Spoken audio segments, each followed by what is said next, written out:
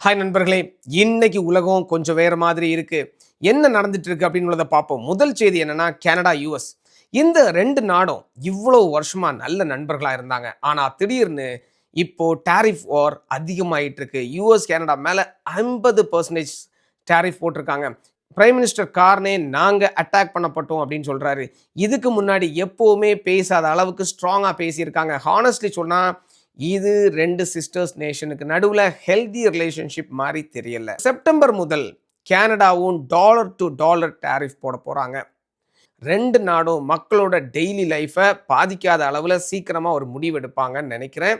ரொம்ப மனசுக்கு சோகமான இன்னொரு நியூஸ் என்னன்னா, நைஜீரியால ஹெம்புன்னு சொல்ற ஒரு இடத்துல ஒரு மாஸ் ஷூட்டிங் நடந்திருக்கு. 22 பேருக்கு மேலே இறந்திருக்காங்க. இது வெறும் ஒரு நம்பர் இல்லை.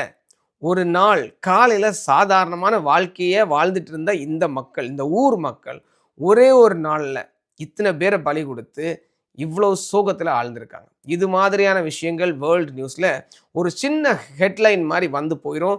ஆனால் அந்த ஊருக்கு அந்த வாழ்நாள் முழுக்க அவங்களுக்கு இது மறக்காத ஒரு வடுவாகவே இருக்கும். இப்போ பார்த்தீங்கன்னா, கொலம்பியாவில் ட்ரம்ப் சப்போர்ட் பண்ணுற ஒரு கேண்டிடேட் ரொம்ப டைட்டான ஒரு பிரசிடென்ஷியல் ரேஸில் ப்ரிலிமினரி கவுண்டிங்கில் ஜெயிச்சிருக்காரு.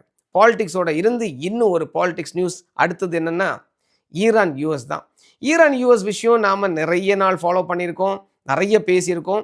இப்போ வார் முடியலை, ஆனால் இப்போது மிலிட்ரி ஆக்ஷனுக்கு பதிலாக எக்கானமிக் வார்ஃபேராக ஷிஃப்ட் ஆகிருக்கு.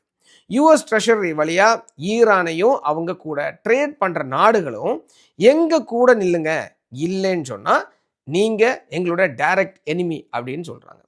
இப்போ ஈரான் அதுக்கு என்ன பதில் கொடுத்துருக்காங்கன்னா, இது எங்கள் நாட்டோட சோவர்னிட்டியை பாதிக்கக்கூடிய விஷயம் அப்படின்னு கடுமையாக திரும்பி சொல்லியிருக்காங்க. அதாவது இந்த ஃபைட் ஒரு ஃபார்ம்ல இருந்து இன்னொரு ஃபார்மாக ஷிஃப்ட் ஆகிறத நம்மளால் பார்க்க முடியுது. பிலிப்பைனில் மன்சூன் ரெயினோட ட்ராபிக்கல் ஸ்ட்ரோம், குஜரான்னு சொல்கிற ட்ராபிக்கல் ஸ்ட்ரோம் சேர்ந்து வந்ததுனால ஃப்ளட்ஸ், லேண்ட்ஸ்லைட், இதனால 23 பேர் இறந்திருக்காங்க. ஆயிரக்கணக்கானோர் வீடை விட்டு ஓட வேண்டிய நிலைமை. இதுதான் இன்னைக்குள்ள உலகம். இந்த மாதிரியான நியூஸை உங்கள்கிட்ட டைரக்டாக கொண்டு சேர்க்குற நம்ம சேனலை முதல்ல சப்ஸ்கிரைப் பண்ணி ஃபாலோ பண்ணுங்க. கனடாவில் இருந்து உங்க Arul. Keep learning, keep sharing, let's grow together.